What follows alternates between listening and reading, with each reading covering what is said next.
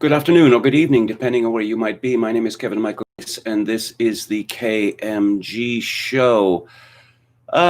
Sorry about yesterday's abysmal efforts. I have bought a new keyboard, which might help because my old one was, working intermittently. And hello to Emmett Kelly's Earth and to Gamion. Let's start with totalitarianism in the West. This is a story by Paul Joseph Watson at Summit News. Former UK government COVID-19 advisor Neil Ferguson, and I will mention that Neil Ferguson, the master of disaster, has been wrong about every single major prediction that he has made in his life and has caused an enormous amount of grief to the people of the United Kingdom. The man appears to be bulletproof, notwithstanding the fact that he transgressed his government's own rules based on his recommendations in order to further a dalliance with an attractive blonde lady from Germany. Yes. Neil Ferguson admits that he thought we couldn't get away with imposing communist Chinese-style lockdowns in Europe. Ferguson, an Imperial College professor whose highly disputed model convinced Prime Minister Boris Johnson to impose the first UK lockdown, made the comments during an interview with the London Times. There's a tweet from Peter Hitchens, quoting Professor Ferguson's interview in the Times, December the 26th. They thought they couldn't get away with Maoist oppression in Europe, then they found they could. Shame on those who should have defended our liberty in March, but didn't. From the Times story, Sage had watched as China enacted this innovative intervention in pandemic control that was also a medieval intervention. They claimed to have flattened the curve. I was skeptical at first. I thought it was a massive cover-up by the Chinese, but as the data accrued, it became clear it was an effective policy. Then, as infections seeded across the world, springing up like angry boils on the map, Sage debated whether, nevertheless, it would be effective here. Quote, it's a communist one-party state. We said we couldn't get away with it in Europe. We thought, unquote, and then Italy did it, and we realized we could. Ferguson also labeled China's lockdown an effective policy, despite the fact that the official death toll released by authorities there was suspected to be wildly underestimated. As Zero Hedge highlights, Ferguson's model has since been found to be greatly flawed, according to the Montreal Economic Institute and others. Research by data scientist and computational epidemiologist Chris von Cassafallier found numerous problems with Ferguson's modeling, indicating that it was 13 years old and was written to model an influenza pandemic. Thousands of lines of unsupported C code. That's the black box that Ferguson came up with, and apparently people at Microsoft attempted to bash it into shape this year. Ferguson was also embarrassed after it was revealed he had violated the UK lockdown on several occasions to conduct an illicit affair with a married woman. Although China's economy is now recovering and residents of Wuhan are enjoying giant pool parties and nightlife with no need for masks or social distancing, the UK is about to enter its third national lockdown early next month. Lockdown, not the same as a quarantine, not the same at all, even though we're tempted to believe that it is. William Briggs writes, lockdowns kill. Suppose a bug is 100% transmissible. Everybody in contact with somebody infected therefore gets it and passes it on with certainty to the next person they meet. A lockdown will spread this bug faster than allowing people to remain at liberty. Lockdowns are not quarantines in the old-fashioned sense of that term, where infected people were isolated, kept separate in every way from the non-infected. If you think lockdown and hear quarantine, your ears are busted. Quarantines can make sense. Lockdowns never do. Lockdowns are merely forced gatherings. People in lockdown are allowed to venture forth from their dwellings to do essential activities, like spending money at oligarch-run stores. These stores are collection points where people are concentrated. Some are allowed to go to jobs, such as supporting oligarch-run stores. Which stores are allowed to remain open, which are forced to close, are arbitrary. No standalone restaurants, for instance, but you can eat in oligarch-run company cafeterias like at Costco. Google employees can eat in their own cafeterias or break rooms, too. Restaurants can still come to you via delivery. Another concentration point. You can go to the grocery store. Lockdowns are not quarantines. Lockdowns concentrate people into fewer areas. Lockdowns are only pain. Lockdowns allow people outside to mingle for a time, then it forces them back inside to mingle with a vengeance. It's clear that our 100% transmissible bug will spread much faster when people are forced to spend more time indoors with each other. Once one person gets it, he will spread it to those at his home immediately. If people were at liberty and therefore more separated, the bug would still spread to everybody, but more slowly. The speed here is relative. Now suppose the bug only has a 1 in 1,000 chance of spreading per contact, low. Lockdowns will still spread it more quickly than liberty, and for the same reason. Lockdowns force people together. The venues they are allowed to venture to are restricted and therefore concentrate contact, and they force people inside their homes where it's obvious contact time increases. Lockdowns concentrate contact spaces and times. Transmission rate, then, has little to do with the efficacy of lockdowns. There is no efficacy of lockdowns preventing transmission, only in controlling where the transmissions will take place. The opposite of the lockdown is quarantine liberty. The ill are quarantined, kept entirely separate from the healthy until they are dead or no longer communicable. Because of cheating, transmission is still possible, but is far less likely. Liberty of the healthy allows people to live their normal lives, which slows transmission and does not concentrate power into the hands of the government or oligarchy.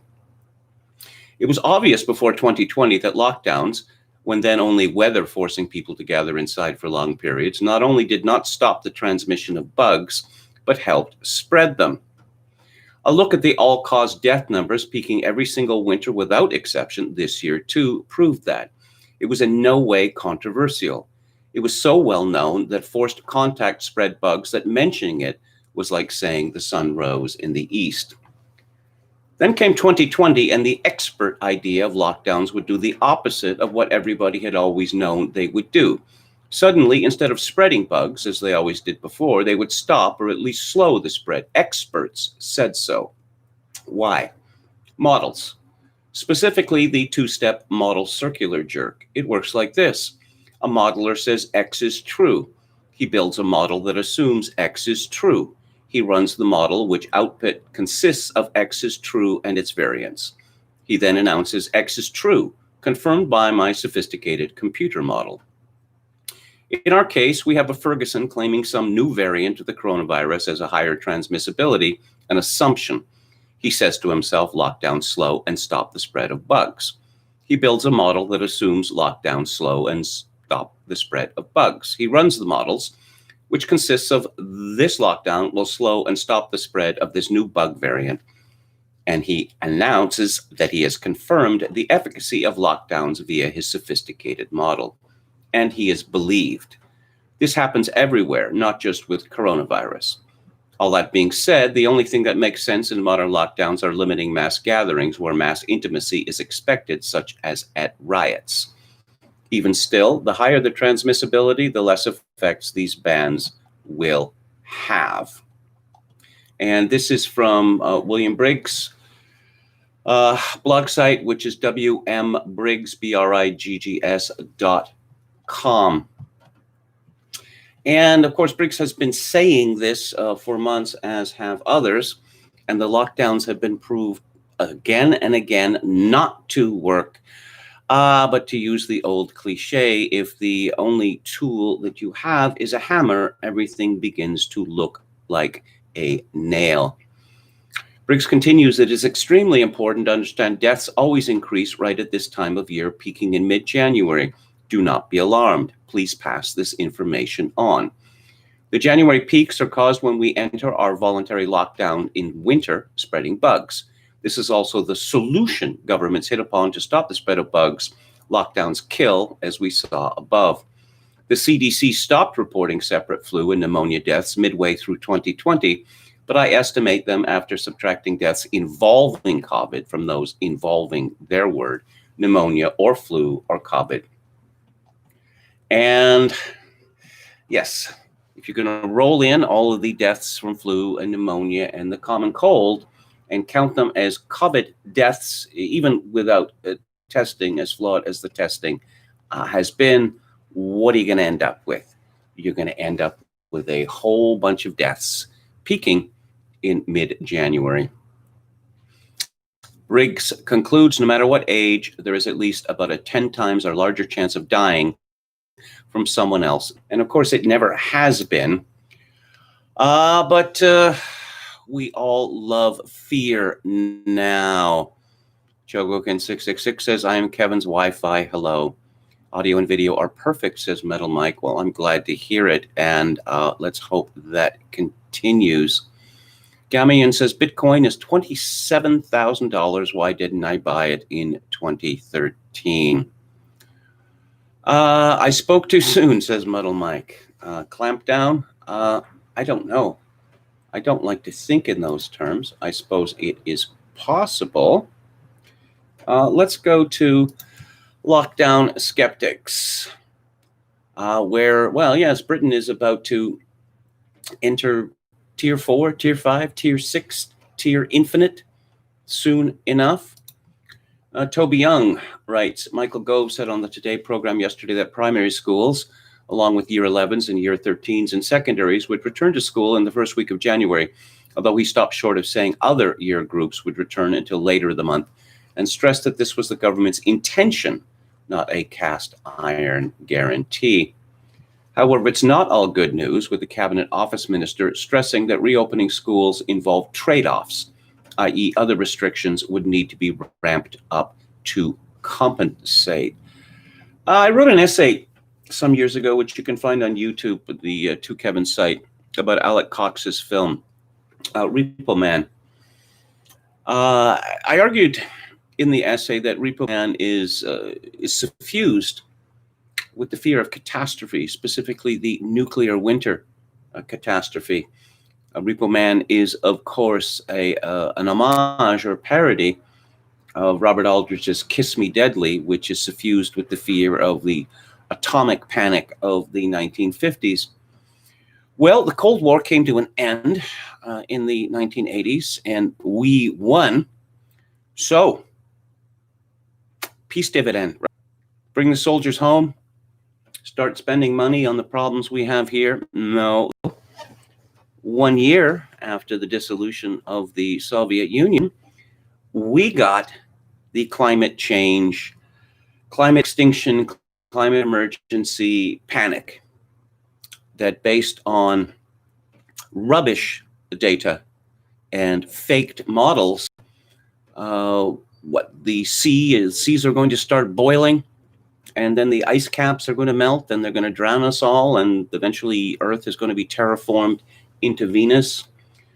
Well, the elite was very keen on this idea because it gave them the opportunity, or so they thought, to transform our economies such that, transform our societies such that the globalists would have complete control instead of just partial control. The problem is, though, that the fear of, the Earth heating up 2 degrees Celsius in a matter of decades is not really one which is compelling. And indeed, living in Canada, which is the second coldest country on Earth, an increase of 2 degrees Celsius in average temperature would be a boon to Canadians. It would mean, among other things, reduction in our country's carbon footprint. But no, we have to pretend that Canada is, like much increase. And we have to punish ourselves over, a phantom fear, which is exactly what is happening with COVID-19. More from Toby Young. The Telegraph has a good story in today's paper about the scandal of the empty Nightingales. These were extra hospitals which were constructed in panic in Britain earlier this year. The Nightingales were opened with great fanfare at the beginning of the coronavirus pandemic, vast new facilities designed to save the NHS. But as the UK is gripped by a second wave of COVID, the £220 million Nightingale hospitals lie empty, with medics warning that even if they are needed, they do not have the staff to open them. On Monday, the hospital in London's Excel Centre not only had no patients, it is understood to have been stripped, with beds and ventilators missing. Barriers protecting the facility had been removed. Partition boards which separated beds were stacked outside, and signs directing ambulances lay on the floor. A single security guard watched the door while nearby residents said they had seen oxygen tanks, previously under 24-hour guard, being removed in November. Meanwhile, the Nightingale at Birmingham's NEC and the one in Sunderland are also empty but on standby, while Manchester's is open for non-COVID care, with that at Harrogate being used as a specialist diagnostic centre and Bristol's deployed for local NHS services. If it is really impossible to staff the Nightingales, and that's the reason why they've been largely unused, why didn't the Department of Health anticipate that before committing £220 million to building them? Did Matt Hancock just commission them without a thought as to how they'd be staffed? One for the public inquiry. Stop press. Perhaps the reason the Nightingales haven't opened is because the NHS doesn't need the extra critical capacity. James Alexander, an assistant professor of the Department of Political Science at Bilkent University in Turkey, has written a follow-up piece to Cockupspiracy, which Lockdown Skeptics published earlier this month. In this one, he develops the idea that the political situation we find ourselves is in neither cock-up nor conspiracy, but something in between. It was made possible by what he calls the Great Preset. Here's an extract. There's something which has to be said immediately about conspiracy in relation to the current crisis, which is the twisting of an apparent crisis caused by the disease COVID-19 into a real crisis by the political response, which I have called Polis 20. The crisis is a consequence of an unusually intense attempt to combine scientific and political imperatives as mediated by an agitated press. It is difficult to know how to frame a causal explanation, whether to blame scientists or politicians or those who mediate scientific and political claims and has sanctioned them and hardened them into public opinion. But we can avoid ascribing exact blame by saying that policy has infected scientific claims just as scientific models have infected political claims. The word infected is, of course, a metaphor derived from viruses. It should be obvious why it comes to mind. At every point, it is possible to ascribe blame to conspiracy or cock-up, though I prefer cockupspiracy, the idea that in any human activity, there is no simple competence or incompetence, but 1,000 combinations of competence and incompetence. In this case, what I think we have seen, since politicians and scientists and the media have been so eager to form an alliance against the people, is that the incompetence of the handling of matters has at every point ratcheted up the despotic tendency of the policies initially supposed to have been legitimated by the competent handling of matters. Though I suggest that it is wiser to allege cockupspiracy than either conspiracy or cock-up, I think that it is important to say the following. What has happened in 2020 all over the world in terms of the imposition of a deliberately despotic policy of masks, distancing, and lockdown is so significant that even if it's not a conspiracy, and I'm not saying it is not, it is on such a scale that we are certainly not wrong to consider it as if it is a conspiracy. The scale of the imposition of controls by states over citizens is so unparalleled, outside of conditions of war or revolution, that finding a fault is an inevitability, ascription of blame a necessity, resentment a duty. This is because even though thoughtlessness or local self-interest someone perpetuates the current policies they are guilty of perpetuating, one of the most dangerous tendencies of policies I've ever seen in all my years of reading history. Even if we do not believe in the conspiracy of the World Economic Forum or the Trilateral Commission, I think we should be as vigilant as if there is a conspiracy. One way of being vigilant is to pay some attention to history. Politicians and scientists rarely know much about the great traditions of politics in the West, and I think we can discern in that history some useful suggestions for making sense of our current situation. In particular, I think attention ought to be drawn to what I'm going to call the Great Preset. The Great Reset seeks a world government of extreme competence. If not a conspiracy, it certainly is the desire to have one. The Great Reset is not an aspiration. It's the world we live in. It is not yet a world of world government. It is a world of states. Adding to what I'd mentioned earlier, why do we have this need for catastrophe, or belief that catastrophe is just over the horizon? I would suggest it's free-flowing guilt at our great wealth. Now, of course, from 2008 on, and especially 2020, after 2008, it was decided that we didn't really need revenues from people anymore. Governments could simply borrow, or in the case of the United States, create money. Perhaps if our economies are well and truly shattered, this guilt will dissipate. But you notice amongst our elite live as if they are plagued by ill feelings of that sort. No, not AIDS and other places. They are just truly essential. And it would be wrong, very wrong indeed, to expect them to suffer the consequences of their policies. I've stayed at too many hotels in my life, says Metal Mike. I despise the bed covers. They all look the same, have that sickening pattern. Yeah, very feminine and not in a good way. There's some fine examples of hotel art, two large framed prints, which are impressionistic, and I know impressionist pictures are supposed to be somewhat washed out. These are completely washed out, and most amusing, the pictures are identical. I don't mean by that they seem the same. They are literally the same in every detail. I miss the flowers and the view, says Palpcasso88, as do I. Ricardo Williams says, doesn't Canada have policies that favor renters? I can't speak to that. Not that I know of it. Kevin couldn't have squatted for months at his last place. Well, I wasn't squatting, actually. Someone bought the condo KMG was staying in. That is correct. Metal Mike says, I don't know why the bed covers all look as they come from Mrs. Roper's bedroom. They are not feminine. They are just ugly. Yeah, okay. That's true. That's true, but they're an attempt not to be, bold in a masculine in Surrey, as much as I would have liked to.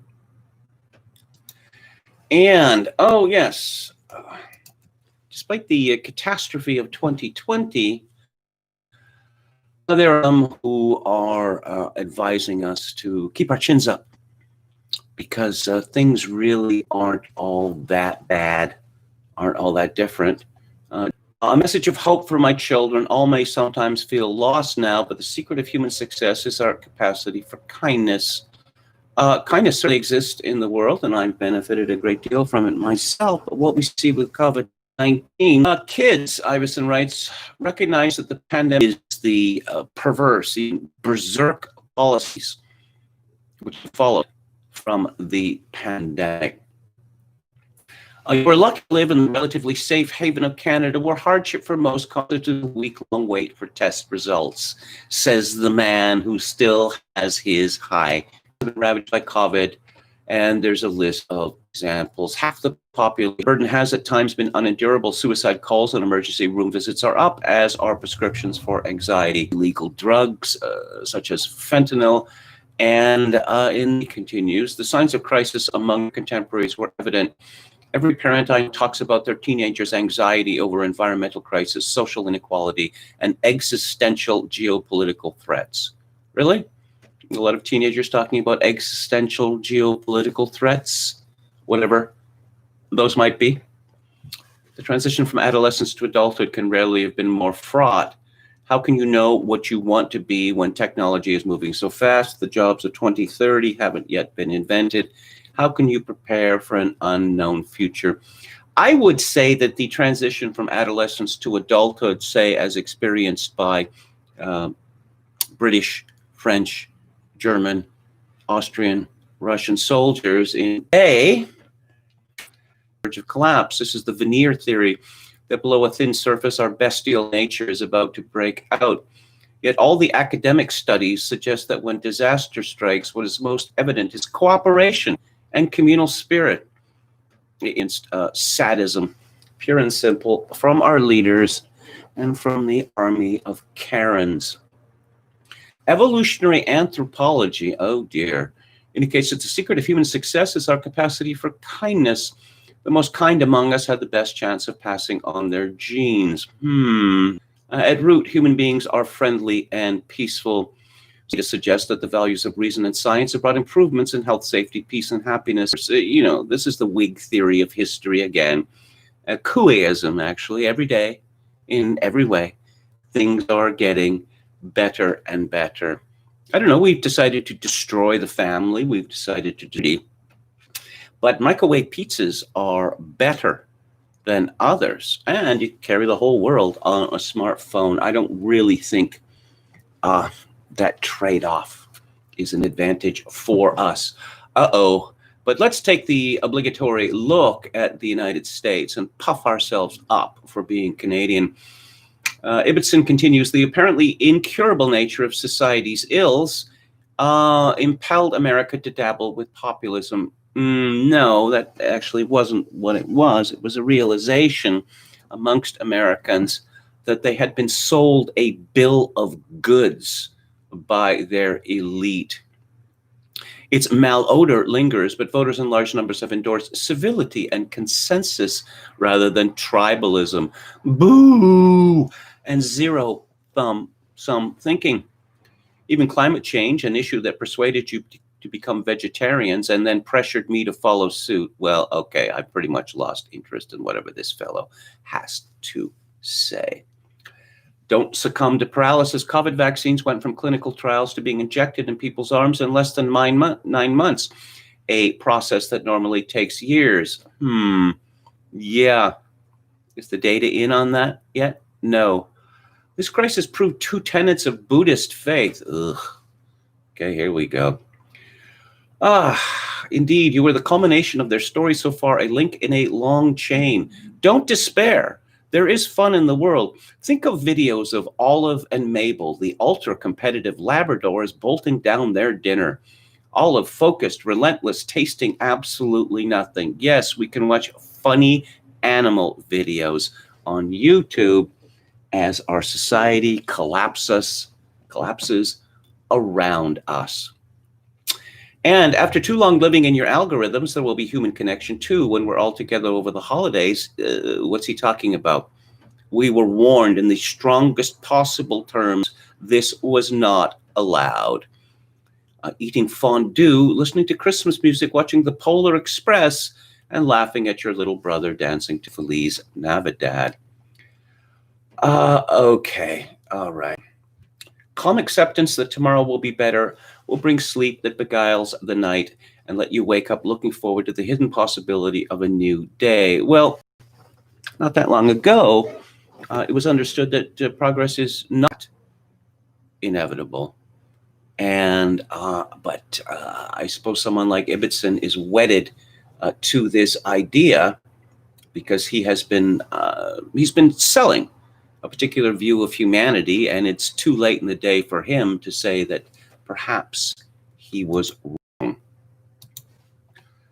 Oh yes, kindness. Let's talk about kindness and COVID. It's from Steve Watson at Summit News. A British journalist has been targeted by an angry online mob after pointing out that only a relatively small amount of healthy people have died from COVID, and suggesting that the complete destruction of our way of life is not an adequate response. Talk radio host Julia Hartley-Brewer used the NHS's own statistics to point out that just 377 healthy people under 60 have died of COVID. That is not a typo. There are no zeros missing. Hartley-Brewer noted, urging that while it is sad, it shouldn't justify the shutdown of the economy and the house arrest of the entire country. She further noted that pointing this out doesn't mean she is saying to hell with the old and sick. It means the Great Barrington Declaration was and is correct. Help the millions of old and sick to shield while allowing the young and healthy and our economy to carry on living. Some people just will not hear it, however, raging that Hartley Brewer is a despicable human being. James McEnany had tweeted, Julia Hartley Brewer wants to be free to decide that my wife's life isn't worth as much as someone else's. There are several possible reasons for this position, but the simplest one is that she is actually just a bad person. Hartley Brewer responded, these people are either totally disingenuous or willfully stupid. It's hard to decide which sometimes. When you say that some people's lives are not worth as much as others, those decisions are made in hospitals, are made by our medical systems every single day of the year. Every single day of the year. Do we give heart transplants to people in their 90s? To give one example, no, we do not, and I don't need to explain. Richard Murphy had tweeted, what I learned today, Hartley Brewer thinks that at 62 I am very old and expendable. I don't think so, Julia. Now do about 9 million others over the age of 60. Oh, it all comes down to Richard Murphy. Hartley Brewer responds, no, you didn't. My parents are in their late 70s and they're not expendable either, but the country shouldn't be locked down to protect them. And, someone with the hashtag FBPE, which stands for, it's some pro-European Union thing. A very old-looking 52, she's not that far behind you. Hate certainly ages people. Of course, if Priti Patel is successful in bringing back the death penalty, when we execute Brexiters, including journalists, and that's in scare quotes, we'll have a broader range of punishments for dealing with these vile people. Again, sadism. Hartley Brewer responded, if I were playing full twat bingo, I reckon I'd be shouting house roundabout now. Check out the Twitter bio hashtags and the total absence of hate. Thanksgiving get-togethers didn't cause an uptick in cases in the USA. More evidence does not fit the narrative. Julia Hartley Brewer commented, so all those lovely Christmases with loved ones ruthlessly banned from enjoying celebrating with each other, it was all for nothing. But don't worry, the COVID lockdown fanatics will find a way to justify it all. Anyway, it's not science. It's a religious cult now. Yes, this has been personalized right from the very beginning. But as I've been pointing out for months, people die of diseases. People die of horrible diseases like cancer all of the time. But I guess the fight, if you will, against cancer has been grossly sentimentalized and personalized in recent years. So I suppose it was inevitable it would come to COVID-19. But of course, what we've learned with COVID-19, that it's the only real disease. And every other disease, including cancer and diabetes and heart disease, must take second, third, fourth, or fifth place to COVID-19, which is disease that 99.95% of people under the age of 70 survive. And we've heard very good things, for instance, just simply about the use not of hydroxychloroquine, but simple things like vitamin D. Hello to Professor Paul. Guess what's not working, says Metal Mike, Ontario's lockdown. Ontario's Minister of Finance was caught vacationing abroad, says Palpcasso88. Yes, many such cases. Yes, because the rules do not apply to our leaders. Gamion says, I'm glued to cat videos as the world around me annihilates. That's for sure. Metal Mike, he travels while goons are closing small retailers and issue court summonses to individual retail workers. Palpcasso88 says Doug Ford is pissy because he wasn't able to be afloat in the Macy's Thanksgiving Day parade this year. Premier Ford seems to be terrified of COVID-19, and my advice to him is if that is truly so, you could start by losing 100 pounds or so. Because his obesity, which is close to morbid obesity, has made him a prime candidate to be one of the actual victims of COVID-19. Dollarama. Okay.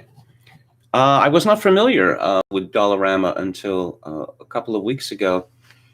There is a store a few blocks away from where I'm staying, and this is the lowest prices that I have ever seen. I can't vouch for the quality of the merchandise, but I did manage to get a plate for $2. One person who is not happy with Boris Johnson is James Dellingpole, and he has a savage piece at Breitbart. 2020, the year Boris Johnson was totally effing useless. For me, one of the stranger phenomena of 2020 has been watching the principle-free suck-ups of the conservative commentariat rushing to heap praise on the worst prime minister in British history because of his allegedly amazing Brexit deal. I'll reserve judgment on the deal until the dust is settled and the guillotine clauses have all been found. But it's not looking good for our fishermen, is it? Looks like they were sacrificed as expendable bargaining chips. To me, though, all of this crowing looks like an orchestrated distraction cynically designed to put a positive gloss on the myriad failures of the bloated, vacillating, devious, mendacious, priapic oaf currently posing as Britain's Prime Minister, Boris Johnson. I put his first name in inverted commas because it's not really his first name. His family all calls him Al, short for Alexander. Boris is the fake name we've all been encouraged to use because it's part of his brand. It sounds at once exotic and comical. It's one of those first names sufficiently rare for it to be deployed without a surname in the manner of, say, Kylie or Jordan. Boris is all about the brand, and he has been working it for years because basically it's all he's got. But it's a very powerful and intoxicating brand. It certainly fooled me, and having known him since university, I've had longer than most to see through it. I didn't, though, for the same reason a lot of us didn't, because Johnson has the sociopath's gift of dazzling you with his charm while masking his venality. An early example of this I remember with the tape recordings made a few years after he left Oxford of a phone conversation in which Johnson gave the impression that he was willing to help a disgraced friend of his, Darius Guppy, get the address of a News of the World reporter so that Darius could have had him beaten up. My response, as someone who was known and liked Johnson at university, was that there must have been some mistake. This was quite unlike the lovable, chaotic, but brilliant fellow I knew, I told myself. Lots of people have given Johnson the benefit of the doubt like this over the years. All have been wrong. Not everyone was fooled, though. Before Johnson became prime minister, his former editor on the Daily Telegraph, Max Hastings, wrote an excoriating piece about Johnson's unsuitability for high office. Sir Max wrote, "I have argued for a decade that, while he is a brilliant entertainer who made a popular maitre d' for London as its mayor, he is unfit for national office because it seems he cares for no interest save his own fame and gratification."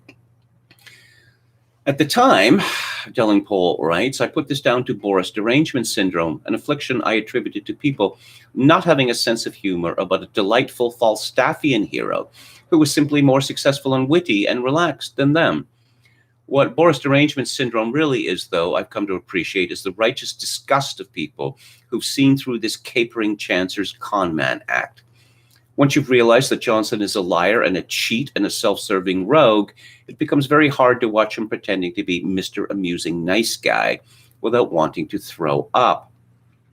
Hastings realized a decade or more ago what most of us have only properly understood this year, that Johnson's entire political career has been a bit like the plot of the movie Catch Me If You Can, that of a con artist waiting to get caught out by events.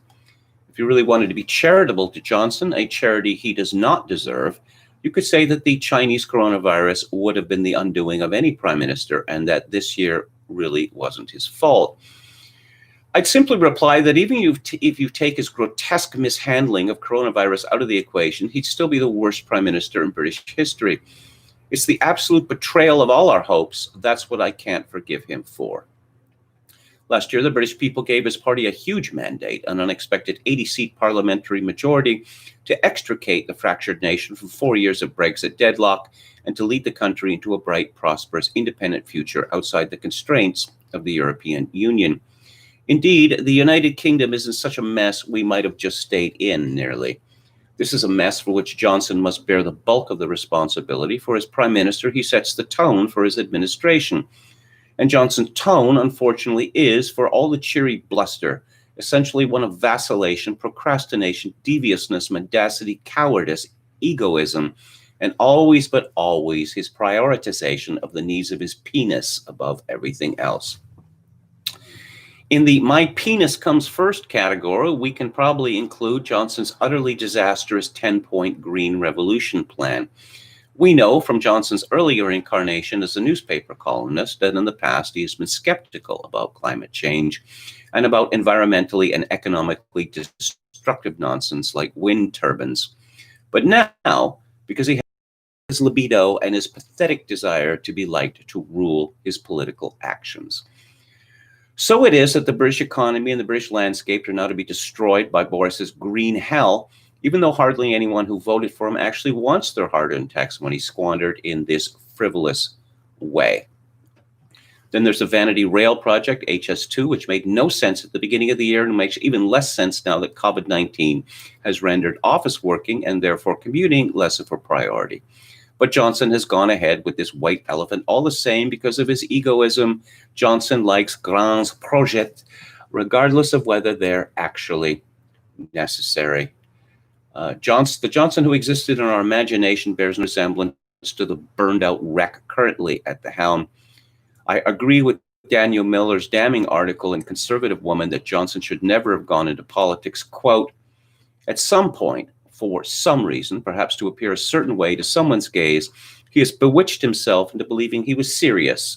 So now we have the clownish horror of Bertie Wooster playing Churchill. Johnson, a fundamentally irresponsible and dishonest man who has lied and bluffed his way through life, today presides over a government of destruction which has lied repeatedly to the British people, has seized powers that no British government in history has taken, which has justified its needless actions on the basis of modeling repeatedly proved false, and which has ruled the ticking time bomb, of course. Culling the corpulent, says Chogokin666. Oh, I see. We are buffering again. Metal Mike says, throw in Jason Kenney and the snack pack is complete. I don't know. I thought that perhaps, Kenny would resist this. But again, it's this female hysteria from women of both sexes, which has been proved to be irresistible. It just can't be resisted because everyone else is doing it, Mom. So why shouldn't I? And of course, Kenny is being bashed because he didn't go fast enough in wrecking Alberta's economy or in further wrecking Alberta's economy. Let's see what Alex Berenson has to say. Luke Zaleski had tweeted, judge yourself by the bots that defend you, LOL. Berenson comments, it's also funny that these guys think that the 237,000 of you are bots and not human beings, sick beyond imagining of this nonsense. Oh, a previous tweet from Luke. Who do you think I am? And more importantly, who do you think you are? Oh dear, this is a very female way of arguing. I have no idea who you are, Berenson retorts, apart from some guy who picked a fight he can't win. Run along now. Will Bunch, sign up for my newspaper, tweeted, annoying people who call it corona. It's coronavirus. More obnoxious people who call it the Rona. Complete a-hole calling it the Row. Berenson's response, Row. Row, no, he didn't. Roses are red, violets are blue. I call it the Row, but it's a lot like the flu. Row, row, row your boat. I can do this all day. You think your anger means a thing to me? You think I'm not furious with the way that the media has behaved, with the damage that it has caused? Again, how many times does the same thing have to be tried and failed before our leaders will decide that maybe we'll try something else? Maybe we will, be that I know of, said, I'm 100% with you. Playing trumpet in a symphony is one of my favorite things to do, and I haven't done it since it was ripped away in March. Berenson responds, what we've done to the live arts and to artists like Sarah, Harris, who occupies the office of Vice President-elect, was photographed again getting the that the New York Times had reported back in August that Kamala Harris, the same Kamala Harris, the noted devotee of Kwanzaa, September 6th, Senator Kamala Harris said she would not trust a coronavirus vaccine promoted by President Trump. Instead, would wait for medical experts to confirm the vaccine was safe before she received an inoculation. I would not take his word for it, she said. Well, what has changed between then and now? Could it be that because Joe Biden occupies the office of president-elect, that it's now the Biden virus? Sorry, the Biden, well, it is virus now, because assuming that Biden does occupy the Oval Office on January 20th, it will be his fault. Whatever happens, that is bad.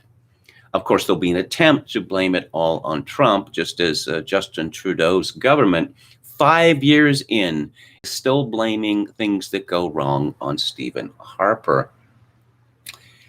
This is not related to the coronavirus, but I picked this story because it's indicative, descriptive of the world that we live in now. It is from Lauren Boothby of the Calgary Herald. United Conservative Party Christmas tweet with Bible verse slammed. Priest says passage implies government has divine blessing. And here is the image, and it is a quotation from Isaiah, book of Isaiah, chapter 9, verse 6. For unto us a child is born, unto us a son is given, and the government shall be upon his shoulder, and his name shall be called Wonderful, Counselor, the Mighty God, the Everlasting Father, the Prince of Peace. Wishing someone a Merry Christmas is a common practice for Canadian politicians on December 25th, but a holiday greeting from Alberta's UCP received considerable criticism on social media over the weekend, including from church clergy. And wait until you were introduced to the clergy. The two-word Twitter and Facebook post with a Christmas tree emoji includes an image of the Nativity overlaid with a passage from the King James Bible, Isaiah 9:6. Social media users criticized the party both for sharing a religious text from the original party account and for the content of the verse itself, which uses the word government. Anna Greenwood Lee, a Calgary Anglican priest and a bishop-elect for a BC diocese, is among, but quoting scripture is inappropriate. No, of course, you would never want anyone in government to quote scripture. That would be wicked. When the party that runs the government is quoting that, to me, that sounds a bit like they're saying they have divine sanction, that there's some sort of close relationship between them and the Son of God, she said. She said that multiple other translations of the Hebrew scriptures use the English word authority or dominion in place of government. Yes. Although Christians historically interpreted the passage as predicting the coming of Christ, she says it's part of a larger theological issue of supersession or replacement theology, which assumes Jewish people weren't reading their own scriptures properly and missed prophecies about Jesus, including this one. If a party must share a verse on Christmas, if it must share, it should be from the Christian New Testament, Greenwood Lee said. Too funny. Supersessionism or replacement theology is simply Christian theology. Full stop. And anyone who tells you different is a liar or a heretic. Jews are not obligated, obviously, to believe in the Christian message, and they can ignore it. They can mock it if they like. No one is forcing anything on them.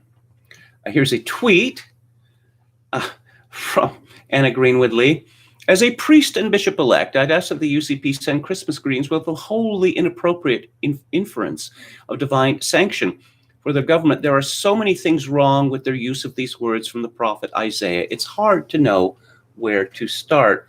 I would say there are so many things wrong with a woman pretending to be a priest that it's hard to know where to start. Oh, no. Well, what about multiculturalism? Oh, dog whistle. The word dog whistle makes its appearance, which is funny because Jason Kenney has been fond over the years of using the word dog whistle himself to criticize those people to his right. The UCP said that the allegations that the verse was meant as a dog whistle frankly sounds like something spurred on by the tin-foiled hat crowd on Twitter. Oh dear. Official party accounts have not shared passages from sacred texts of other religions with significant holidays in the months of November or December. No Diwali, Kwanzaa, Bodhi Day, or winter solstice messages were posted by the party's account. Are there religious texts associated with Kwanzaa? I thought that Kwanzaa was a completely secular holiday created by a Fed, but never mind that. But the UCP account did wish Facebook followers a happy Hanukkah and reposted a message from the premier. The UCP caucus also posted on Diwali and Hanukkah. And on November 30th, the UCP posted a tweet, an image commemorating Guru Nanak Dev Ji's birthday, the founder of Sikhism. Yeah, that's acceptable. But quoting Isaiah, not acceptable. Colin Colenso says, glad to see the stream working well today, but I see KMG is still not trusting the psyopsins. Okay. Yaiko Rapallo, hello to our Finnish friend. If Hotel keeps disappointing, how about a smartphone? A Twitch real life streamer, kids seem to manage with those, and you can get consistent performance in different locations. Okay. There must be a way to downgrade the level of video that I'm sending out, but I went to the hub, which comes with my Logitech camera, and I can't make hide nor hair of it. It doesn't seem to give me the options to do anything. I went to download a web controller, which would presumably give me the ability to do this, and I went to there from Logitech this afternoon, and I clicked on the download, and it said that the file was no longer available, perhaps because Logitech has suspended support for that app in favor of their hub. KMG watch Alex Berenson's recent Joe Rogan appearance. I might. I don't like Joe Rogan, but I will. Your suggestion of the smartphone, and I have a smartphone, I'm going to consider it, because if these breakdowns keep happening, obviously that is unsupportable, because people will start disappearing in large numbers. Chogokin 666 says torturing a woman with a soldering iron is one of the precepts of Kwanzaa. Okay. Municipalities in Ontario have been on a hiring spree, hiring hundreds of buy and loss enforcement officers. The qualifications required, none. Sounds like it could be a dangerous job, actually. Okay, so let's get back to it here. Oh, and here's the other thing that's happened. You see this here? My tracking device.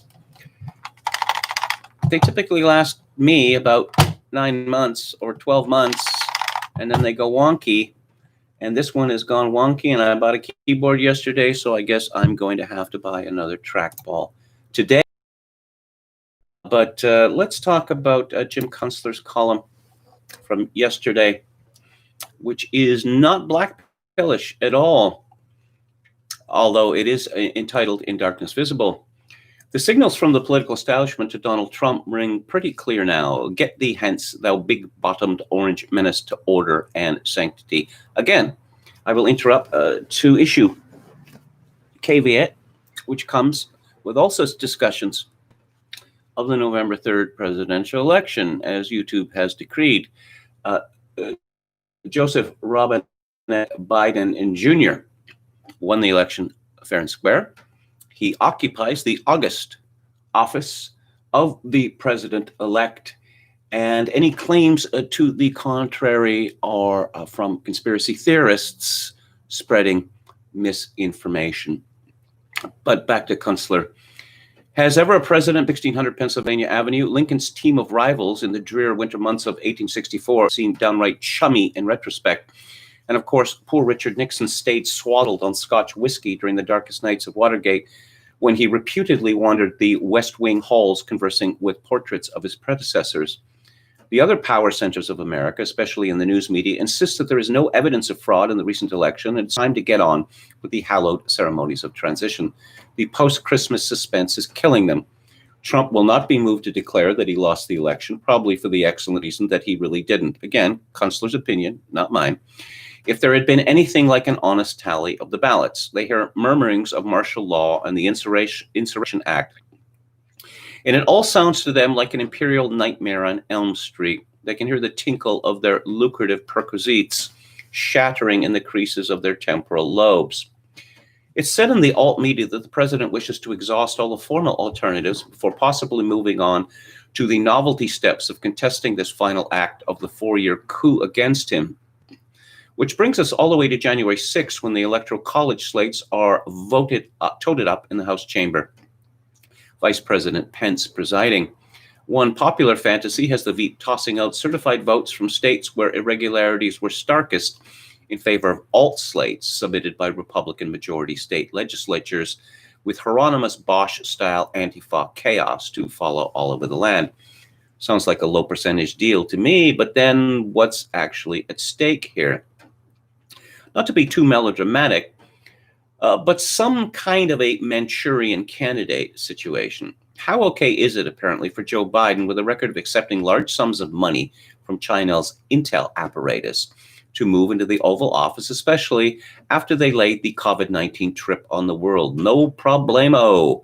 The DNC and its vast network of apparatchiks answer. There's no evidence of old Joe colluding for pay.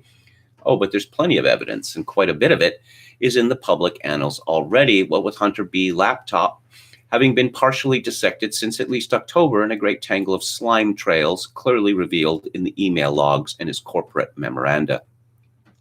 And one must wonder if there's additional evidence in John Ratcliffe's DNA files, you know, the place where every electron of recorded information ever transmitted on the internet sleeps.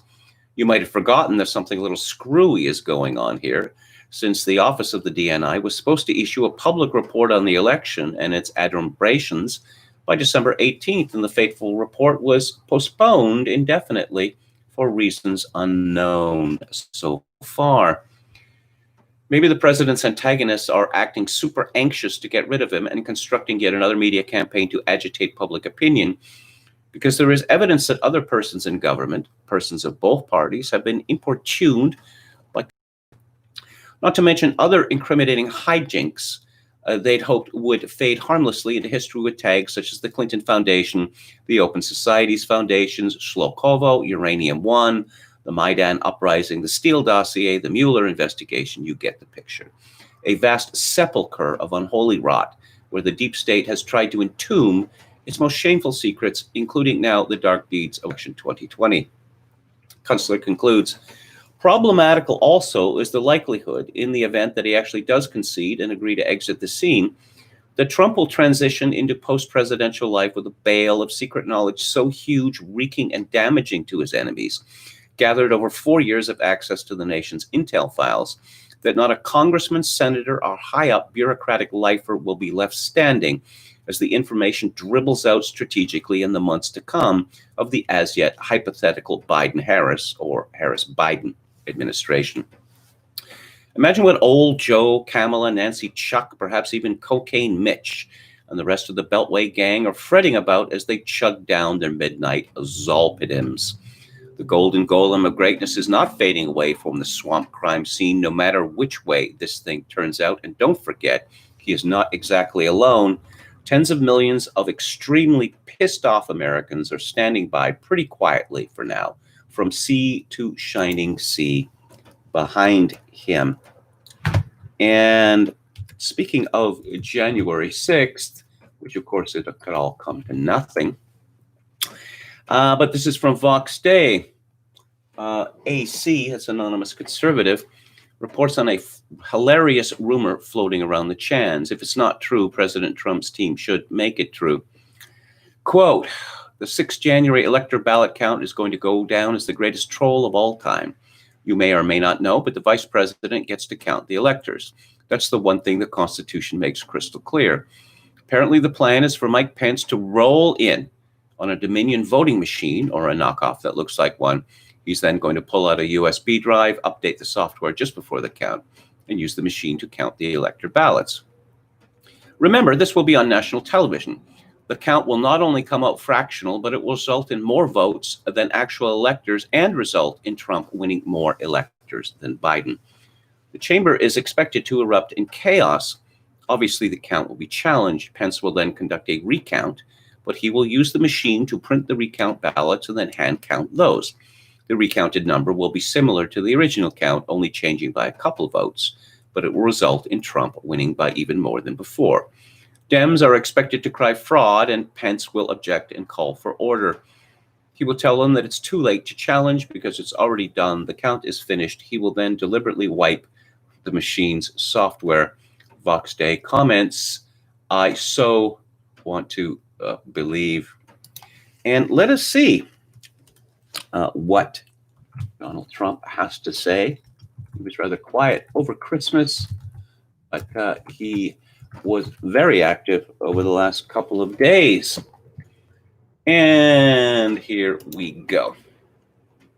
Oh, before I get into Trump, you may have seen a video or a reference to it from the Ukraine, talking about corruption, talking about foreign aid and kickbacks, and from the mainstream media, silence.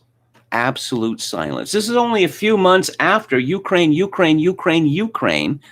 and what with Hunter Biden and what we're hearing from the Ukrainians, we're hearing something different from the Democrats and the media. What is this Ukraine of which you speak? I am not familiar with such a place. I guess a highly symbolic video here yesterday, pinned tweet. Trump stands for our troop. Trump stands for law and order, and a lot of pictures of Trump with members of the military and members of the police. And I don't think that it would be possible for anyone to misunderstand the symbolism of that. Trump tweeted, when are we going to be allowed to do signature verification in Fulton County, Georgia? The process is going very slowly, Brian Kemp. Pennsylvania just found 205,000 votes more than they had voters. Therefore, we win Pennsylvania. Rightly points out election officials have certified Joe Biden as the winner of the U.S. presidential election. Trump tweeted 2 hours ago, it is up to the states to distribute the vaccines once brought to the designated areas by the federal government. We have not only developed the vaccines, including putting up money to move the process along quickly, but gotten them to the states. Biden failed with swine flu. Oh, and let's talk about payments, $600 versus $2,000. Trump tweeted 3 hours ago, Loeffler Purdue support increasing relief payments to $2,000. Republicans must support the $2,000 payments and must fight the crooked presidential election. We won big. And again, from Twitter, and quite rightly so, election officials have certified Joe Biden as the winner of the U.S. presidential election. A retweet from the Washington Post. The House votes at Trump's request to boost stimulus checks to $2,000 per person. The bill's fate in the Senate is uncertain. And a particularly telling tweet from Donald Trump 5 hours ago. Unless Republicans have a death wish, and it is also the right thing to do, they must approve the $2,000 payments ASAP. $600 is not enough. Also, get rid of Section 230. Don't let big tech steal our country, and don't let the Democrats steal the presidential election. Get tough. A group of Republican lawmakers in Pennsylvania say 200,000 more votes were counted in the 2020 election than voters. 100% of those went to Biden. State Representative Frank Ryan said they found troubling discrepancies after an analysis of election day data. Yes, but of course, this evidence from Pennsylvania, similar evidence from Wisconsin, is completely irrelevant because, as we know, Joe Biden won the election. So therefore, there was no cheating, or certainly no significant cheating. And the one follows the other as surely as night follows day. And I think I'm just about to take this tracking device and smash it into little pieces because it has seized up entirely. Oh, there we go. Come on. Here we go. And more on Mitch McConnell, Cocaine Mitch. Mitch McConnell introduces, this from the Daily Mail, he introduces $2,000 COVID check bill, but ties it in with repeal of big tech's immunity law and creation of election fraud panel in poison pen package doomed to fail. All of the items are wanted by Trump, but the deadly combo is unlikely to become law. Most senators want to amend 230 and not repeal, while Democrats likely to object. That sentence makes no sense, but that's not my fault. Trump lashed out at McConnell Tuesday for blocking Democrats' attempts to pass a bill increasing direct checks to $2,000. Senate Majority Leader Mitch McConnell blocked Democrats' unanimous consent request to quickly pass the measure for increased checks. Minority Leader Chuck Schumer attempted to implore senators to bring a vote to the floor, but McConnell denied the request. Senator Bernie Sanders threatened that if the measure is not brought to the floor for a vote, he will filibuster the vote to overturn Donald Trump's veto of the NDAA. I don't know. Mitch McConnell here doing his best to snatch defeat from the jaws of victory. Trump, $600 isn't enough. I want to give Americans $2,000 each. Mitch McConnell, other Republican senators. Why would we want to do that? Well, there's many more lobbyists that should be in line before the American people get their money increased from $600 to $2,000.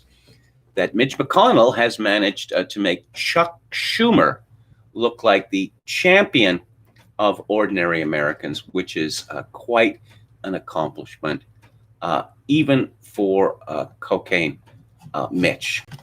It's truly is a death wish. I mean, how else could you describe it? Okay, yes, I've talked about Pennsylvania, and again, it doesn't matter. It really wouldn't matter if it turned out that, the 20 million votes were found to have been faked one way or the other. Joe Biden won the election, and that is that. It's from the American thinker, Carol Brown. When leftists say they want to silence us, arrest us, re-educate us, and utterly and completely destroy us, they mean it. And as we know all too well, they will use any means necessary. This is what tyrants do. And so as patriots start to converge on Washington, D.C. for Trump's rally, January 6th, the left is applying pressure to make it difficult for us to secure accommodations. First up is the Hotel Harrington, which just announced that it will be closed on January 4th, 5th, and 6th in order to deny access to Trump supporters. The hotel cites concerns about the Proud Boys, who apparently stayed at the hotel and patronized the bar during prior protests. My guess is that this is just the beginning. DC residents are lobbying other hotels, businesses, and city officials to deny service to Trump supporters. Maxine and her comrades must be absolutely thrilled. Put nothing past these totalitarians. They're dangerous. I wouldn't be surprised if leftists were booking flights and hotel rooms and then canceling at the last minute to make it harder for patriots to get to DC and have a place to stay. And don't count out Mayor Bowser to pull some nasty trick to undermine patriots heading into the city next week.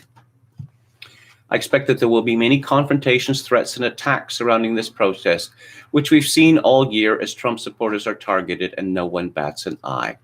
If you're not planning to attend, please pray for the safety of those who will be standing with the president, daring Congress to validate a lie that would install the wrong man to the highest office in the land. Again, from American Thinker, this is by Brian Junedef. I'm impatient, as I expect most American thinkers, readers are as well. We've been promised a coming storm that will be biblical, or a kraken released on deep state conspirators, despite Attorney General Barr acknowledging Spygate as one of the greatest travesties in American history. There has not yet been a reckoning. A mid-level FBI attorney, Kevin Kleinsmith, pleaded guilty to falsifying a document which became one of the linchpins of the FISA warrant on Carter Page and subsequent spying on Donald Trump and his campaign, but he is yet to be sentenced. His co-conspirators are writing books, teaching at prestigious universities, and bashing President Trump on cable news shows. This is Junedef's opinion, because we know Joe Biden won. And Trump's own executive agency say, ho-hum, roll over, and go back to sleep. The same FBI that sent 15 agents to investigate a garage door handle that Bubba Wallace claimed was in use can't seem to find any reason to investigate a host of election irregularities. Perhaps more is going on than I can see, but what is visible to 75 million Trump supporters, those who have endured ridicule and scorn for supporting the president, is that nothing is happening. This is Trump's administration, and he's the boss. He hires and fires just as he did in the real estate development world and on The Apprentice. The buck stops with him. If nothing is happening, then that's on him. Is he flailing away in a vain attempt to win a second term? After all that he has been through and overcome, not only to get elected in 2016, but also to stay in office for 4 years, accomplishing more in one term than most presidents do in two, is he about to lose it all to a senile grifter, no more qualified to be president of the United States than manager at a bowling alley? At one level, it sure seems that way. However, Sun Tzu was a Chinese military general and strategist, author of a treatise on military strategy known as The Art of War. Trump is a fan, and this book, which made a short list of best leadership books, he quoted Sun Tzu in a 2012 tweet long before Twitter was fact-checking his every utterance and attaching warnings and disclaimers to each tweet. Quote, "Let your plans be dark and impenetrable as night, and when you move, fall like a thunderbolt." Can Sun Tzu's ancient wisdom and strategy explain the current apparent nothing is happening perception for those who, like myself, are becoming increasingly impatient over the all hat and no cattle promises coming from Team Trump? If Trump has a master plan, it's safe to assume that few outside his small inner circle know anything about it. An example would be Secretary of Defense Chris Miller speaking to Mike Pence, thanking him for his steady hand and leadership during some of the most complex military operations this country's ever concluded.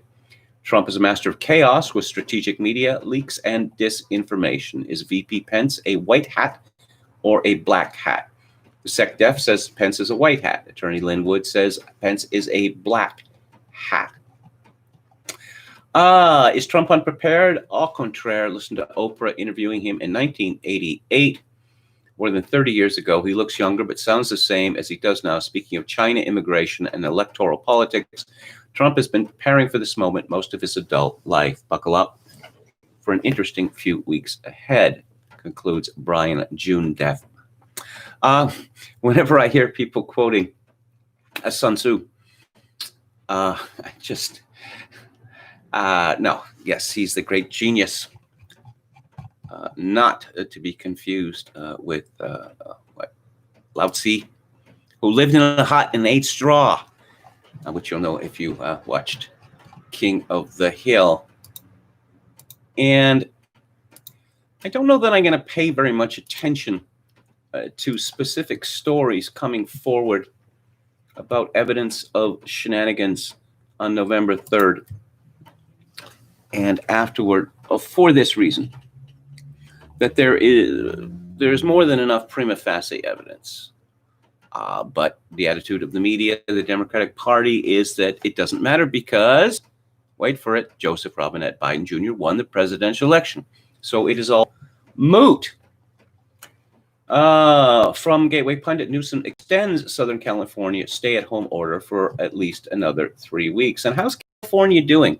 How's their lockdown working out for them? Not very well. Not very well at all. California's claim that its ICUs are full is a complete lie. Orange County and San Diego are both running at less than 90% full. The numbers are totally normal for this time of year flu season. Via the Orange County Register, the percentages here have been adjusted by state public health officials to represent the high levels of COVID-19 patients among all ICU patients. More actual beds may be available. So they're lying to us. And Fauci admitted that he was lying about herd immunity. And isn't he clever? Isn't he oh so clever? The liars are, they're the best people on earth because they're lying, for our own good. And you're going to see that in politics. You've always seen it in politics. But it's customary for our leaders to pretend otherwise. It's customary that the people decide and we are but mere servants of the people. Well, they seem to have dropped that act. Let's see. Tweety Bird says Trump has done enough of the Q-type hopium. I don't know. We shall see. Kevin may beat out J5K as the last man standing who thinks Trump will have a second term. And from the same source, I'm not sure how many more of this type of column Kunstler can write. Well, again, let's see what happens on January 6th. Let's see. I mean, Trump has not conceded, and it's fairly clear to me that he is not going to cede. That's that. Not going to happen. And that alone presents significant challenges, I'd say. Let's see what Scott Adams has to say. Okay, Hugh Jackman. Yikes. Josh Hawley had tweeted, "We've got the votes. Let's vote today."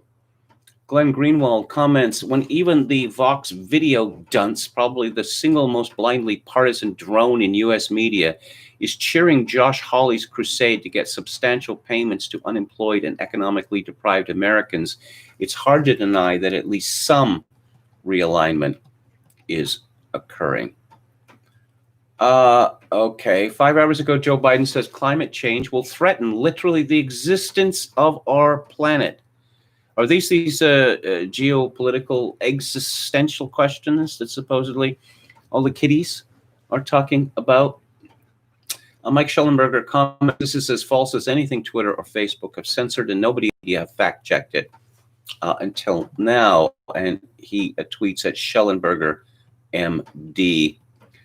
Yeah, so I guess under a Biden administration, there's going to be a segue, a very smooth segue from COVID to climate extinction panic. And as Biden famously said, the worst days are ahead of us. Yeah. Inspirational leadership. Throughout my lifetime, FDR was hailed for his message to Americans as he took office in 1933, that the only thing we have to fear is fear itself. When Donald Trump said similar things this year, he was mocked as a buffoon. Does that mean that Franklin Delano Roosevelt was a buffoon as well? No. Because Franklin Delano Roosevelt was a Democrat and not a Republican, and he was not Donald Trump. And of course, that's ultimately all that it comes down to. A question of whom. But I was looking at figures of the Biden, this talk that he gave yesterday. The number of people who were live stream was absolutely pathetic. They were not much long, they're really not that higher than how many people, follow my live streams. Now, I suppose people watched it afterwards when it was not live. But this is the man who supposedly was elected president. No, not supposedly, was absolutely certifiably elected president of the United States with the highest vote total ever. But no one seems to be interested in him or what he has to say. And it is, at the very least, passing strange.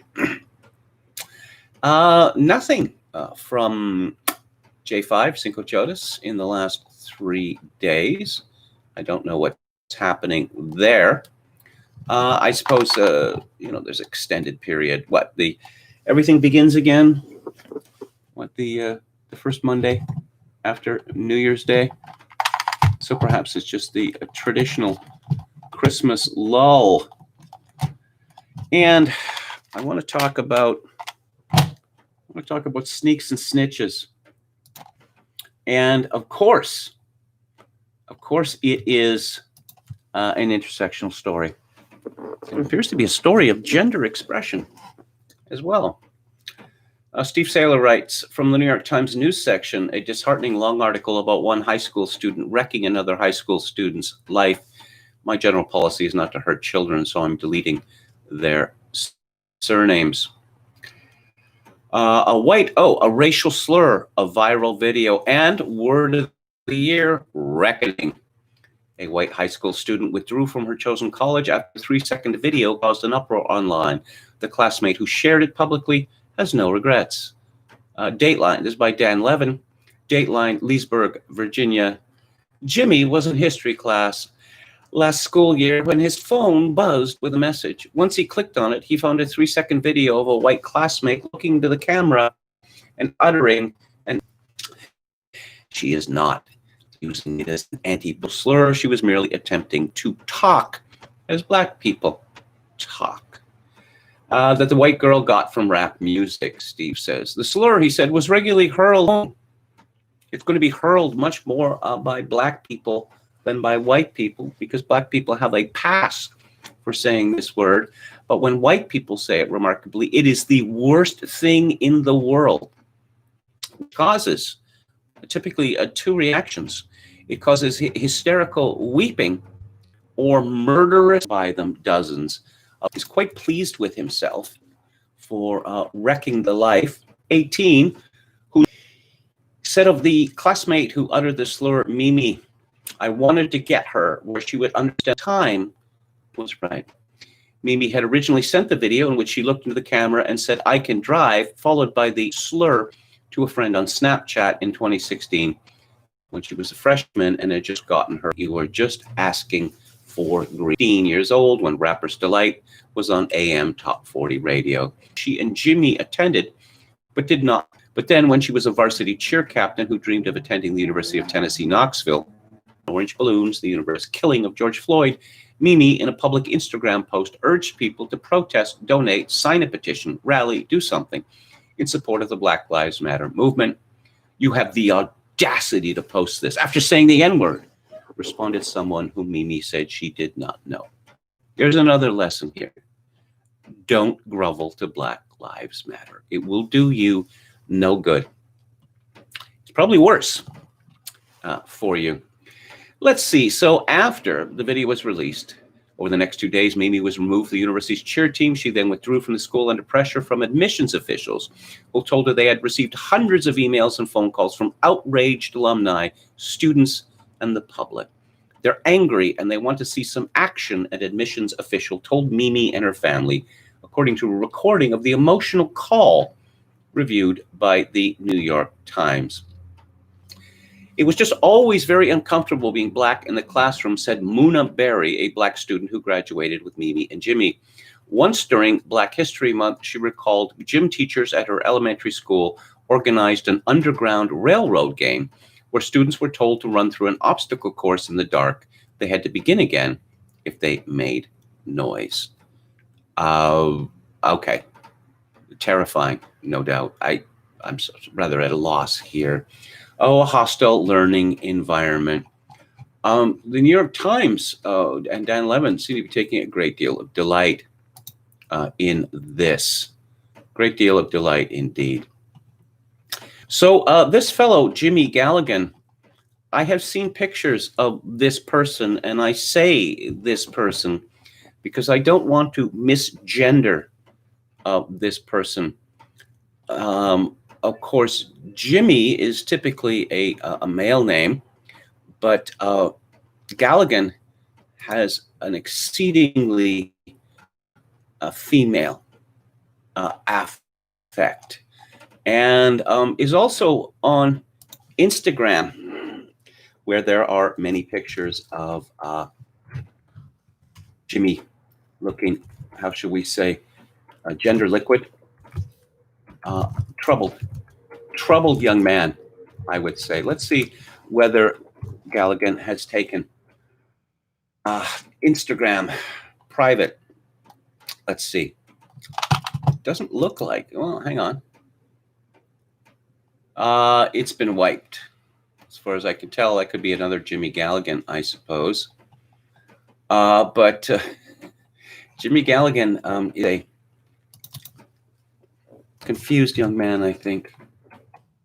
And again, you can look him up on an image search. Again, when this story was first disseminated, there was a picture of Galligan looking stern and sitting on stairs, holding a smartphone and wearing earrings. And I was thinking, this is a woman, right? Isn't it? A woman? But I suppose Jimmy Galligan is to be congratulated for being a sneak and a snitch, because that's the year of 2020 is the year of the sneak and the snitch. Guarantee he had a crush on a straight guy who liked the girl, says Chogokin 666. Oh, so we have emojis of the screen buffering now? Well, how about that? Anran says, I don't mean to blackpill. I hate that term, Kevin. I just don't want to see a Trump second term happening at this point. I hope, pray, I am wrong. Oh, I don't see one. Okay. Snitches get riches, says Glib Medley. Perhaps Galligan can trade up. I'm sure the Ivies would all want him now, seeing as how he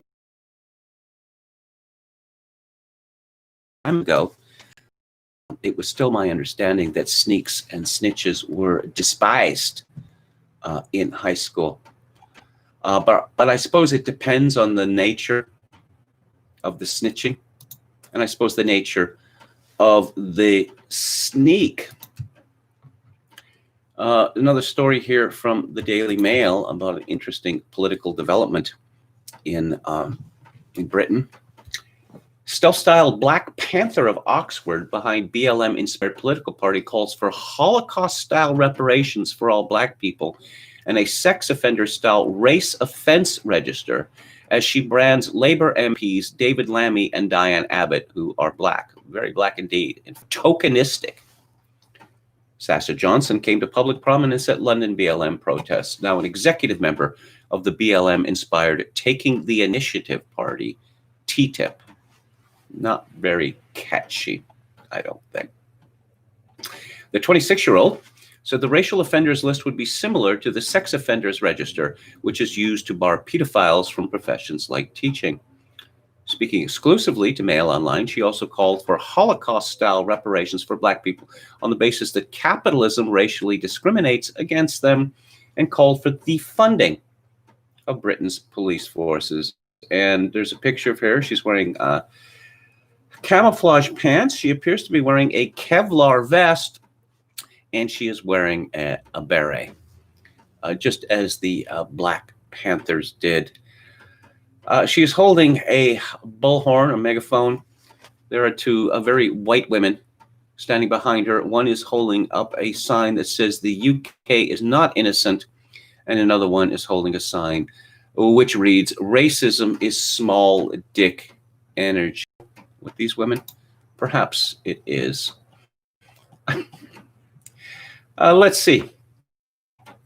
Let's hear from the wit and wisdom of Sasha Johnson. This list would include, the register would include people guilty of microaggressions, which the Oxford Dictionary defines as indirect, subtle, or unintentional discrimination against members of a marginalized group. It is similar to the sex offenders register, Johnson told the Mail. If you were to be racially abusive to someone, the register would question whether someone is fit enough to hold a particular job where their bias could influence another person's life.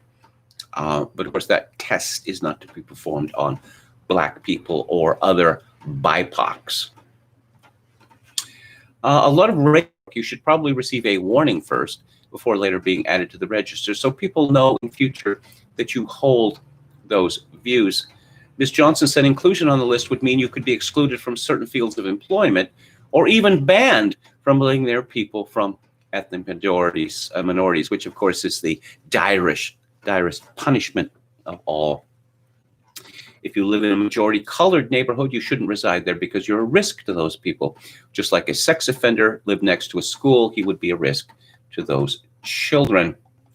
While the party does not provide a list of specific offenses which would warrant inclusion on the register, its manifesto does state that anyone merely accused of an offense would be added, as well as anyone charged with a race crime. Okay.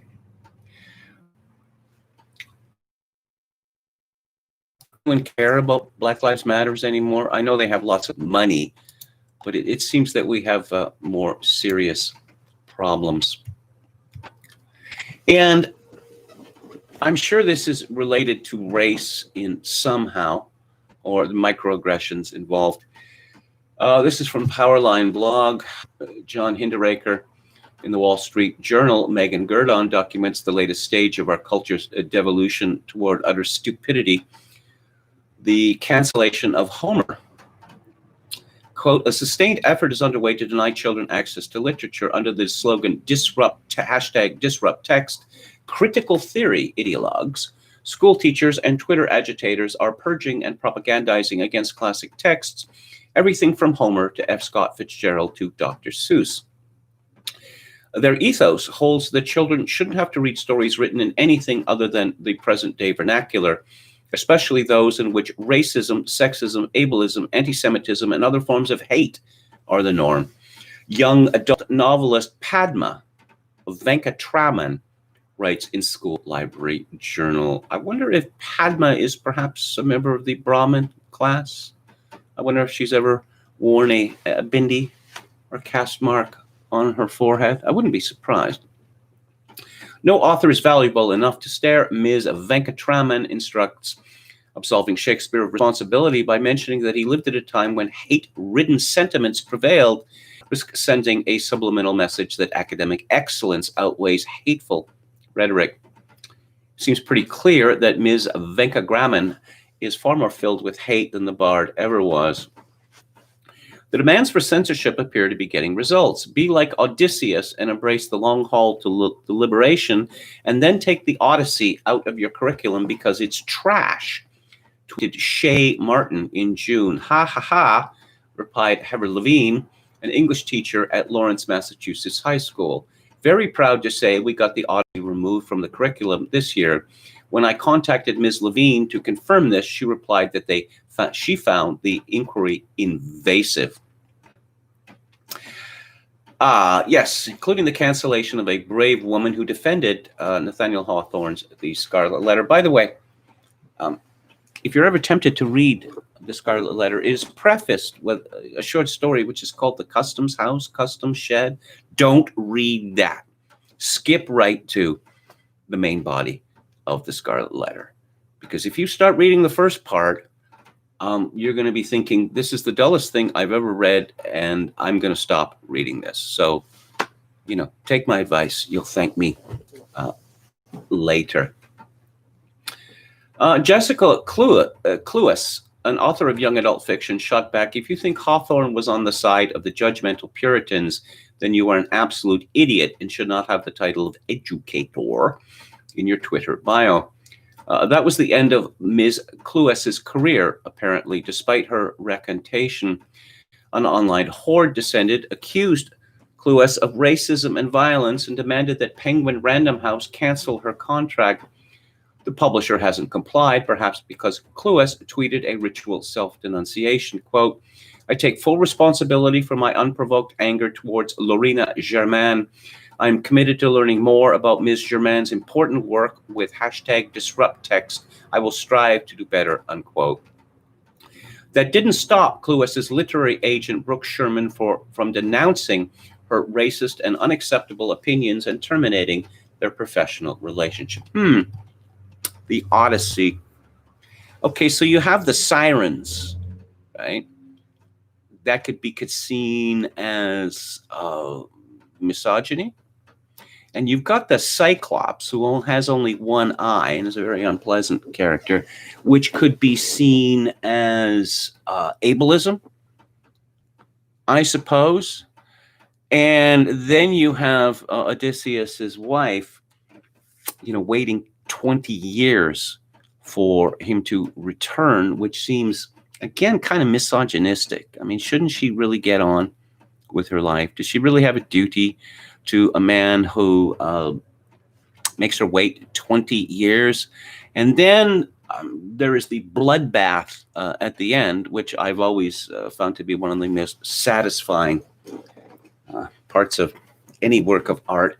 But I suppose there's all manner of reasons why that would be considered unacceptable. Oh, I've got a little list, which of course is a famous song from the Mikado, which we're not supposed to sing anymore because it has bad words in it. So I just thought I'd come up with a roundup here of people that I am absolutely sick of and which would just disappear in 2021. Rory Tingle from the Mail. Prince Harry and Meghan Mertz's first Spotify podcast, Pass Me the Sick Bucket. Pass the Sick Bucket was a phrase popularized by the great journalist Sir John Junor. The podcast features famous friends, including Sir Elton John, Brené Brown, Deepak Chopra, Stacey Abrams, and James Corden, and ends with their son Archie. Again, that is his actual name in full, giggling as he wishes listeners a happy new year. Meghan quotes Martin Luther King, "Don't you mean the Reverend Dr. Jr.? Show some respect." As she tells the audience that darkness cannot drive out darkness, only light can do that. The couple end the podcast, the first of a series thought to be worth £30 million, by saying love always wins. Many Twitter users criticized the show, with one calling it dull and preachy, while another wrote, "I'd rather watch Concrete Set." However, some fans called it heartwarming and praised Archie's appearance as adorable. Yes, I was talking last week about the Christmas card that Harry and Meghan sent out, in which their child bared a very close resemblance to William's child, George, and appears to have aged like 4 years in the space of a month or two. Is clearly not that child, whoever that child might be, depicted in the Christmas card. Other social media users suggested that it was ironic that the couple had decided to feature their 1-year-old son in the multi-million-dollar podcast shortly after having moved to the U.S. to protect their family's privacy. Ho, ho, very satirical. Simon Oakton tweeted, "I hope others will join me in respecting the wishes of these people and decide not to invade their privacy by listening to it." Nigel Roberts agreed, adding, "Great to see you getting the privacy that you so craved for before leaving the United Kingdom." Other listeners, however, gushed over Archie.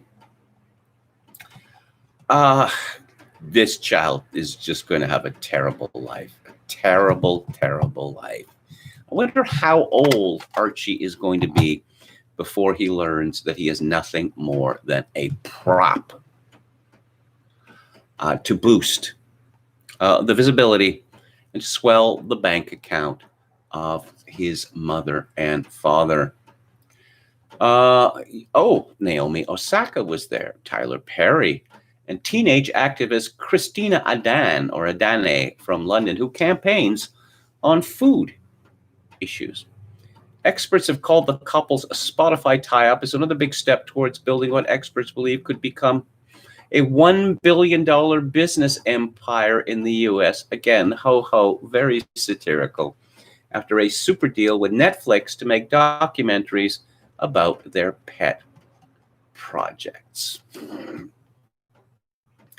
They're sick of them in the United Kingdom. And what I see from the gossip columns like blindgossip.com is that Americans, at least those that comment on gossip sites, seem to be thoroughly sick of the Mertzes as well. More on the Baldwins. The hilarious story of Hilaria Baldwin. Now Ireland Baldwin offends Latinos. I neglected to mention yesterday, because of the technical difficulties, that Alec Baldwin is a man who, despite his great talent as both a dramatic and comedic actor, is kind of insufferable. He said that Trump should be buried in a Nazi cemetery with a swastika on his tombstone, and it was just a week or two ago he was delighting in violence to be meted out to Donald Trump. But perhaps graver than any of that, he named his first child Ireland. Yeah, that's unforgivable. Ireland Baldwin has issued another apology after appearing to conflate Latinx with her stepmother Hilaria's Spanish heritage scandal. Originally, it had been claimed that Hilaria Baldwin was born in Spain, which would have made her Hispanic, not Latinx, which refers to those of Latin American origin. Ireland, at 25, appeared to confuse the term when she posted a statement about her stepmother's controversy, reading, quote, "I simply want to say this and then nothing more. I am fully supportive of any individual of the Latinx community. I will continue to listen and learn," unquote. The mistake was brought to Baldwin's attention by a Latina woman who explained why using the term Latinx was inaccurate in the case of her stepmother. Okay. Hope you're well. As a Latina myself, all I want to say is, one, thanks for this. Your empathy and openness to listen is appreciated. Two, friendly FYI, Spain is not geographically located in Latin America. Yes, I'm so glad to hear that. Thank you. Thank you for clearing up that mystery. Now, hilariously, speaking of gossip columns on Crazy Days and Nights, it's being heavily hinted that how did the world find out that Hilaria Baldwin is a phony and has been a phony for, what, a decade or more? Fingers are being pointed at Ireland. And the reason for that is either that her father has cut her out of his will, or that she has 5 half-brothers and sisters who are with the new wife and not the old wife. So obviously she is far down on that totem pole. I see a picture of Ireland Baldwin here looking very fetching, wearing a Beetlejuice t-shirt. There is a statement here, on Instagram, that is several hundred words. And she's basically apologizing for herself and essentially asking for sympathy. Ireland Baldwin would have to say about her mother-in-law. I do have far more sympathy for Ireland Baldwin, however, and for Chrissy Teigen, or Teigen, who must have some sort of relationship with the Daily Mail. I mean, there's got to be one, because she is there almost every day. Botched job as it immediately falls out and heals up. Okay. Chrissy tweeted the snap of herself and wrote, "So I did this today and it immediately fell out and healed the second she left because she did it wrong. LMAO. Like, how do you do it wrong? It's a hole through the nose." Yeah, ear piercings. I've seen examples of ear piercings gone wrong. After receiving mixed feedback, Chrissy added, "It's out and healed. You don't have to keep being assholes. Thanks. I'll do it better next time for you, I promise. You sweet little angels never cease to surprise me." Chrissy and her husband, John Legend, tied the knot in 2013 and shared daughter Luna, 4, and son Miles together. The family have recently endured tragedy after Chrissy lost their 3rd child halfway into her pregnancy. She is now reportedly undergoing grief counseling. In a series of tweets on Monday, the Cravings CEO decided to announce her New Year's resolution early. Excited about the New Year's resolution. I started early, not explaining shit to you people. She noted that for years she has been consumed, all caps, a good word, appropriate, consumed by the overwhelming need to explain why I'm doing what I'm doing, why I did.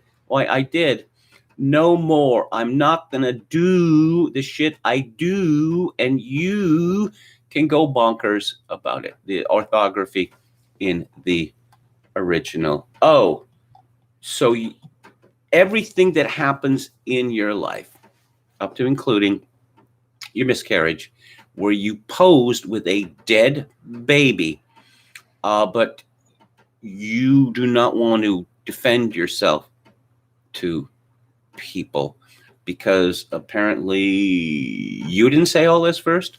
Other people brought it up. Of course, when you read about celebrities acting strangely, this leads to certain suspicions. Again, from the Daily Mail, 2 stories in one day. Christmas miracle. Chrissy Teigen has revealed she is 4 weeks sober.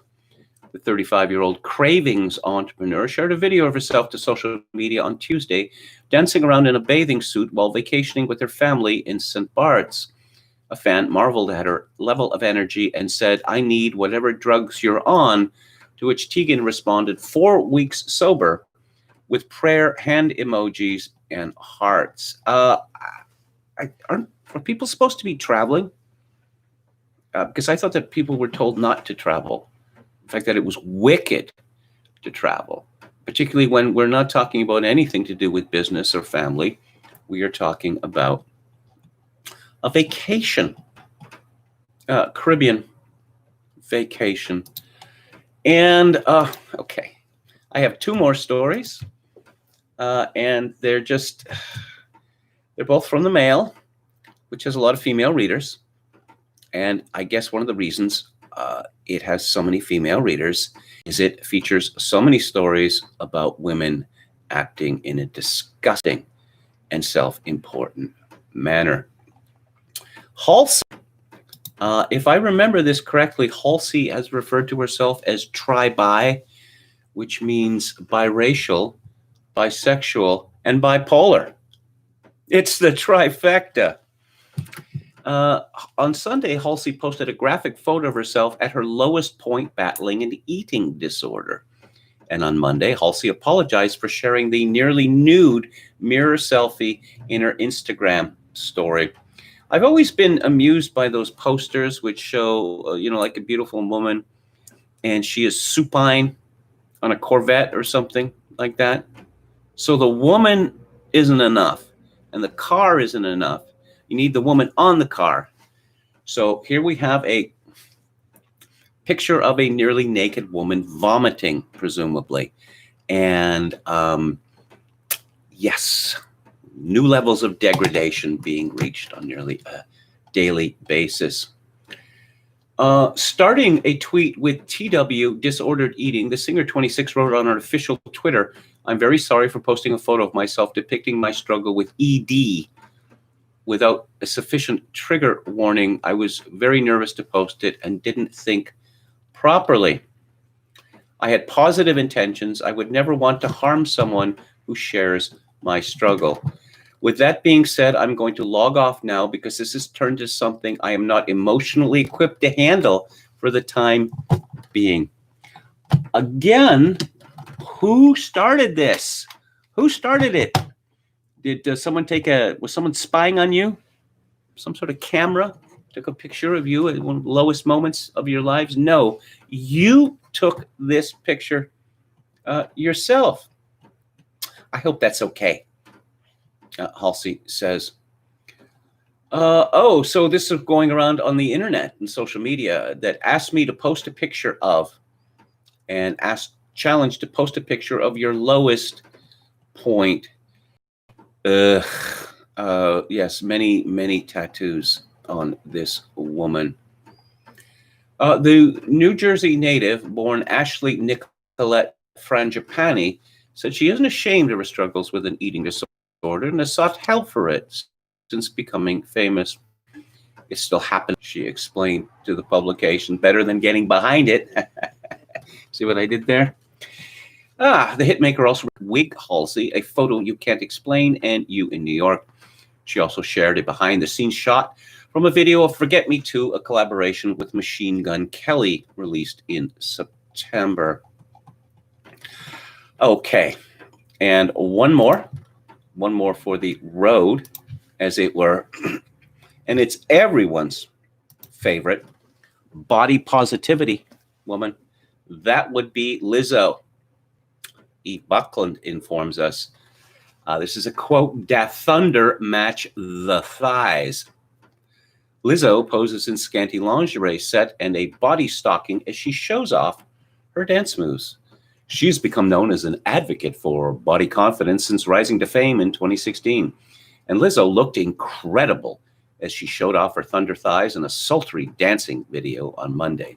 The Juice hitmaker, 32, slipped into a racy lavender bondage-inspired bra, bondage, and body stocking as she flexed her legs in the video. She looks a lot different in these pictures. She looks, I don't know, like she just woke up or she's about to pass out. This is quite possibly the ugliest bathing suit or whatever it is I have ever seen in my life. Lizzo revealed her ample cleavage in the tiny harness top, which she paired with matching thong underwear.